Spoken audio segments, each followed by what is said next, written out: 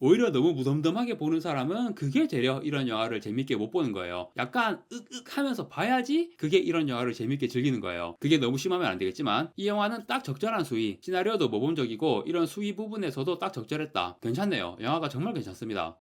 안녕하세요. 다양한 대중문화 콘텐츠를 리뷰하는 남자 머빈입니다. 이번 영상에서 리뷰할 작품은 2025년 3월 12일 개봉 영화 노보케인입니다. 무슨 듣보잡 영화냐고 할 수도 있지만 지금 3월 비수기에 개봉하는 외화 라인업으로 보면 아카데미 영화들이나 곧 개봉하는 백설공주 정도를 제외하고 노보케인 정도면 나름 준 메이저급은 되는 영화입니다. 우리나라에서는 롯데가 수입해서 배급을 하고요. 전 세계 최초 개봉입니다. 진짜 듣보 영화들은 외국에 개봉하고 몇 달이나 지나서 개봉하니까 그런데 사실 감독이나 출연 배우가 엄청 유명하다고 할 정도는 아니기 때문에 국내에서 마케팅 포인트를 잡기가 애매하긴 하죠. 영화의 소재가 굉장히 강렬하고 독특하기 때문에 국내 포스터를 보면 그 부분을 어필을 하고 있어요. 고통을 느끼지 못하는 남자. 이것만 봐도 대충 영화가 어떨지 짐작이 되니까 저도 사실 그냥 딱 이것만 알고 보러 갔어요. 예고편도 안 보고 시놉시스도 안 보고 고통을 느끼지 못하는 남자라는 딱 하나의 정보만 알고 내용이나 장르에 대한 어떤 정보도 없이 보러 갔습니다. 그런데 영화의 초반에는 제가 생각했던 거랑 좀 다른 영화인 것 같더라고요. 고통을 느끼지 못하는 남자라면 주로 막 싸우는 내용이 나오겠지, 액션물이나 히어로 장르겠지 라고 예상을 했는데 이게 고통을 느끼지 못한다는 게 장애라고 언급이 되는 거예요. 듣고 보니 맞아, 아 이게 큰 문제구나. 히어로니 액션이니 그런 신나는 거 생각할 게 아니구나. 주인공이 씹는 음식을 먹지를 못해요. 믹서기에 다 갈아서 그냥 마십니다. 왜냐하면 음식을 씹다가 혀를 깨물지도 모르니까 자기도 모르게 혀를 잘근잘근 씹어서 삼켜버릴 수도 있는 거예요. 고통은 몸에 이상이 생겼다는 신호이기 때문에 고통을 느끼지 못한다는 건 정말 큰 문제입니다. 이런 병이 실제로 존재하는지는 잘 모르겠어요. 영화에서 병명이 언급이 되는데 그걸 기억할 리가 없지. 참고로 영화 제목이 노보케인은 이것도 잘 기억이 안 나는데 미국에서 많이 쓰는 진통제인지 마취약인지 그 약의 이름인 것 같고 주인공 이름이 네이선 케인이라서 학창시절에 노보케인이라는 별명으로 불렸다고 합니다. 네이선이라는 이름이지만 보통은 그냥 네이트라고 불리고요. 이 설정이 조금 애매한 것 같은데 모든 감각을 못 느끼는 건 아니고 고통만 못 느끼는 거잖아요. 우리의 감각이라는 게 일종의 스펙트럼처럼 되어 있는 거라서 예를 들어 간지럼이나 뭔가를 누르는 압력 같은 거 이거는 고통이 아니니까 느낄 수 있겠네 싶으면서도 이런 감각도 강도가 높아지면 그게 고통이 되는 거잖아. 그래서 어떤 감각을 느끼고 어떤 감각을 못 느끼는 건지 그 경계가 되게 애매한 것 같아요. 모든 감각을 못 느끼는 건 아닙니다. 음식의 맛도 느낄 수 있고 그런데 고통스럽게 매운맛은 못 느껴. 여자랑 스킨십을 할 때도 만지는 거 느껴지냐고 하니까 살을 누르는 압력이 느껴진다고 하거든요. 그리고 좀 더 진하게 스킨십을 하니까 확실히 뭔가가 느껴진다라고 애매하게 말해요. 아무튼 느낄 수 있는 감각들이 있긴 해요. 애초에 아무 감각도 못 느끼면 정상적인 생활 자체를 못 할 것 같으니까. 이 사람은 비교적 멀쩡히 사회생활 합니다. 직장도 좋은 데 다니고. 다만 직장 생활 외에 사회생활은 거의 없어요. 직장 동료들끼리 회식할 때도 항상 빠지고 친구가 한 명밖에 없는데 그것도 얼굴도 모르는 인터넷에서 만난 게임 친구예요. 주인공이 얼굴도 잘생겼고 직장도 좋은 데 다니는데 이런 생활하는